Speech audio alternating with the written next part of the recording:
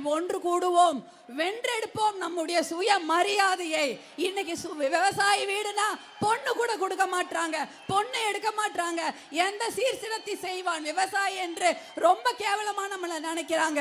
திருவண்ணாமலையில் நடைபெற்ற தமிழ்நாடு உழவர் பேரியக்க மாநாட்டில் தமிழக அரசை கடுமையாக விமர்சித்த மருமகள் சௌமியா அன்புமணி பேச்சை பாமக நிறுவனர் ராமதாஸ் கூர்ந்து கவனித்துள்ளார். விவசாயிகள் கடவுள் என்கின்றோம், விவசாயிகள் நம்முடைய தாத்தா, கொள்ளு தாத்தா, எள்ளு தாத்தா என்று அத்தனையும் நம்முடைய தாத்தா பாட்டி உறவுகள் தான். நானும் விவசாய குடும்பம், பாரம்பரியமான விவசாய குடும்பம். என்னுடைய தாத்தா, கொள்ளு தாத்தா, எள்ளு தாத்தா எல்லாரும் விவசாயம் தான். இதே திருவண்ணாமலை மாவட்டம் தான். இந்த திருவண்ணாமலை மாவட்டத்தில் நம்முடைய வாழ்க்கை எப்படி இருந்தது? நிம்மதியான வாழ்க்கை, மதிப்பான வாழ்க்கை.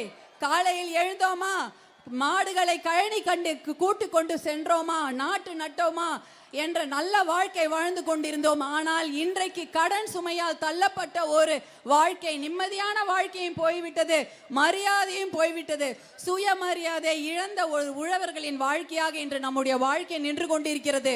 ஒரு பெண்ணுக்கு திருமணம் செய்ய வேண்டும் என்றாலும் அறுவடைக்காக காத்து கொண்டிருக்கிறோம். அறுவடையின் போது வரலாறு காணாத வெள்ளம் ஏற்பட்டால் பயிர்கள் கருகின்றன. அப்படிப்பட்ட செய்தியை பார்க்கும் பொழுது விவசாயி பெண்களுக்கு திருமணம் கூட செய்ய முடியவில்லை.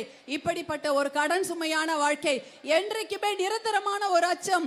என்றைக்கு இந்த அரசாங்கம் நம்முடைய முப்போகம் விளையும் வயல்வெளியை பிடுங்கிக் கொள்ளுமோ, தொழிற்சாலைகளுக்கு பிடுங்கிக் கொள்ளுமோ, நிலக்கரி சுரங்கத்திற்காக பிடுங்கிக் கொள்ளுமோ, 8 வழி சாலைக்காக பிடுங்கிக் கொள்ளுமோ என்ற ஒரு நிரந்தர பயமான ஒரு வாழ்க்கை.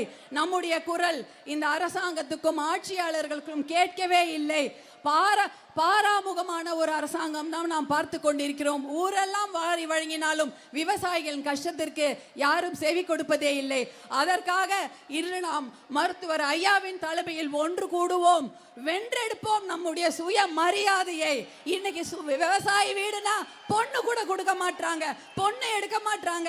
எந்த சீர்திருத்தி செய்வான் விவசாயி என்று ரொம்ப கேவலமா நம்மள நினைக்கிறாங்க. அந்த சுய மரியாதையை நாம தொலைத்து, நம்மளுடைய நிம்மதியான வாழ்க்கையை தொலைத்து வெகு நாட்கள் ஆகிவிட்டது. அந்த சுயமரியாதையை மீட்டெடுப்போம். உழைப்பே உயர்வு, அதை விட உழவே உயர்வு என்று கூறிக்கொண்டு ஒன்றுபடுவோம், வென்று காட்டுவோம். ஐயாவின் தலைமையில் ஒன்றுபடுவோம் என்று கூறிக்கொண்டு எனக்கு பசுமை தாயகம் சார்பாக வாய்ப்பளித்த பசுமை போராளி, சமூக நீதி போராளி மருத்துவர் ஐயா அவர்களுக்கு என்னுடைய பணிவான வணக்கத்தை தெரிவித்துக் கொண்டு உங்கள் அனைவருக்கும் என்னுடைய நன்றியும் வணக்கத்தை தெரிவித்துக் கொண்டு விடைபெறுகிறேன். செய்திகளை உள்ளது உள்ளபடி தெரிந்து கொள்ள ரெஃப்ளெக்ட் நியூஸை சப்ஸ்கிரைப் பண்ணுங்க.